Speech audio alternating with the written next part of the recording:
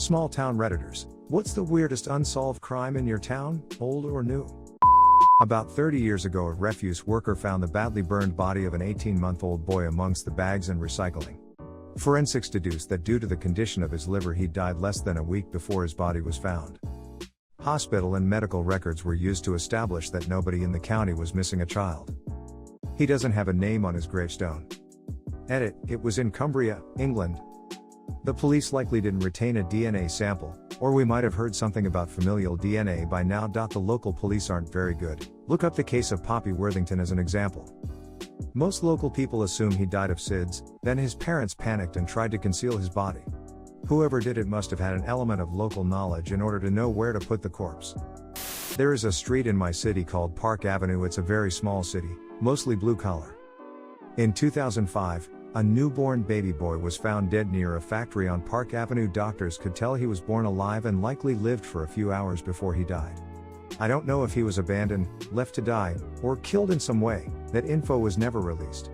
Police made a statement saying, "Please come forward. We want to help you bury this child properly." The mother sent an anonymous letter to the police station 2 weeks later, and said she would come to the station soon. The letter didn't explain the circumstances, but it did say she was afraid. She never came forward. The baby was named Baby Parker and money was raised to give him a proper burial. People still leave gifts at his grave. Holy shit. I was a girls' school summer camp employee, counselor, and we do a week of training before the summer season begins, and we talk about Guy as a cautionary tale to watch yours kids like a hawk. I don't suppose it makes you feel better to know that his story is keeping kids safe today, all these years later? This has happened a number of times in the Boston area. Young able-bodied people, mostly men, disappear from bars or clubs and are eventually found in the harbor, the river, or another body of water. There's a lot of crazy conspiracy theories and talk of a serial killer, but it seems to be just a combination of alcohol, the dark, and an unfamiliarity with the area. They make a string of poor choices, wind up too close to the water, then fall in and drown when there's nobody around to notice. In my hometown there was a rich family who were rumored to have gotten their gains during World War II by working with the Japanese forces. They had large estates, mansions, and were just ridiculously rich.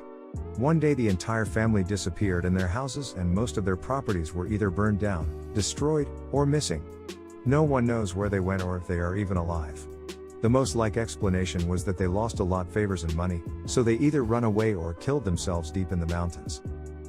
They also left large amounts of land which were then given to either their previous owners or new owners. No other family member has returned, and this was about 30 years ago when it happened. A family of about 20 and they just disappeared overnight. Edit. To answer some questions, yes, this is in the Philippines. This is in the middle of bumfuck nowhere where the nearest store is 2 hours away and they have just installed concrete roads. They disappeared after Marcos lost power. The properties, especially the land, were taken by them either through deceit or extortion. No one misses them and no really gave a shit when they disappeared. That's how much they were hated. Had something like that in my hometown, only way smaller scale. There was these abandoned trailers at the end of a dirt road past the cemetery. We used to root around in them because it was spooky and they were decrepit, so it made for a thrilling night. Small town living, am I right? Anyway, I went during the day to look around and noticed a bunch of bills on the table dated in the 70s, same with a bunch of uncashed checks. The fridge still had very gnarly groceries from the 70s, including sodas and things like that. Cabinets had items in it like cleaning supplies, etc. Closets were full with clothes, beds made, etc. It was like a snapshot in time from the 70s. I still do not know what happened to this family, or why they just up and left. Here's a perfect example. https://n.wikipedia.org/wiki/Ken_McElroy. McElroy was shot to death in broad daylight as he sat with his wife training and his pickup truck on Skidmore's Main Street. 2. He was struck by bullets from at least 2 different firearms, in front of a crowd of people estimated as between 30 and 46. 1. To date, no one has been charged in connection with McElroy's death. 1. Only Trina claimed to identify a gunman. Every other witness either was unable to name an assailant or claimed not to have seen who fired the fatal shots. 12. The DA declined to press charges. An extensive federal investigation did not lead to any charges. One local resident later told investigators when asked what happened, he needed a killin'. Dear God, this wife Trina was a 14-year-old girl at the time. She was 12 and he was 35 when they met. He raped her several times, then as she was the only witness, forced her into a marriage to avoid charges. He burned her family's home down and killed their dog to force them to consent to the marriage. He forced her out of school and moved her in with him and his second wife, Alice, who he divorced in order to marry Trina.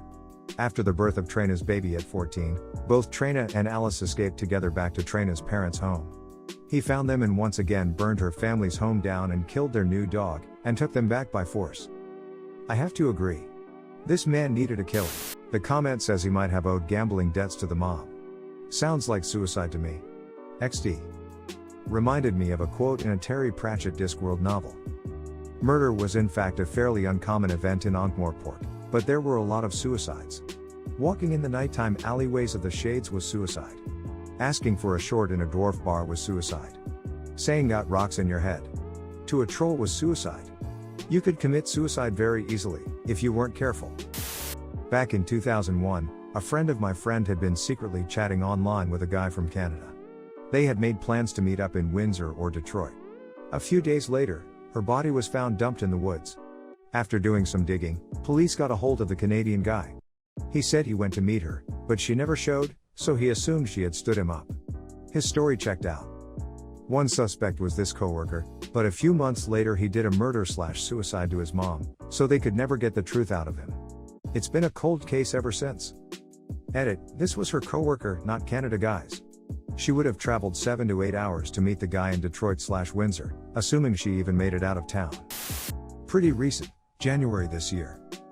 I'm in a village so it's even smaller.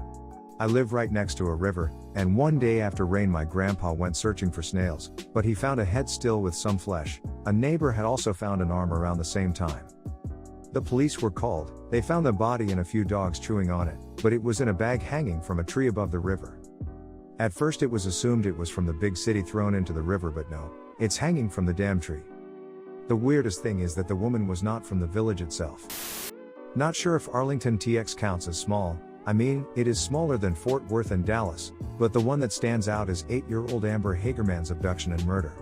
She was out riding bikes and someone in a black pickup got her into his truck and took off. They found her body in a creek a few days later. And of course the water washed away any potential DNA evidence. It's been 25 to 26 years now and the killer hasn't been found. The Amber Alert is named for her. That's an alert that goes out whenever a child is abducted.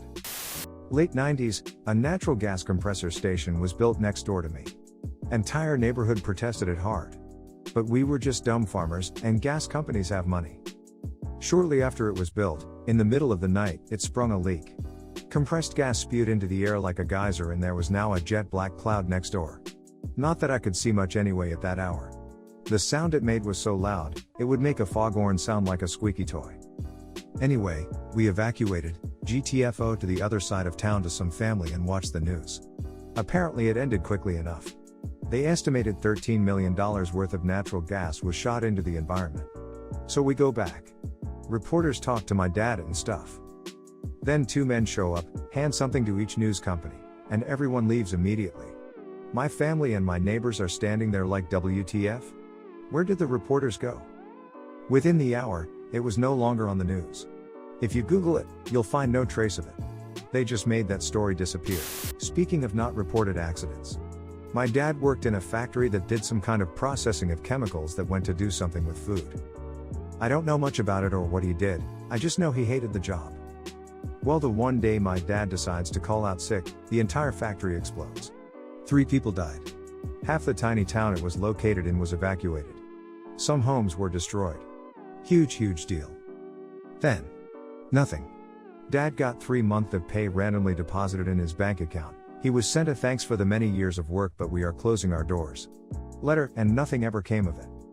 There were hundreds of people in that town that lost homes, neighbors, family, friends, but if you Google Kansas town factory explodes or something like that, nothing comes up, least, not for my dad's factory. Holy shit. I was a girls' school summer camp employee, counselor, and we do a week of training before the summer season begins and we talk about Guy as a cautionary tale to watch yours kids like a hawk. I don't suppose it makes you feel better to know that his story is keeping kids safe today, all these years later?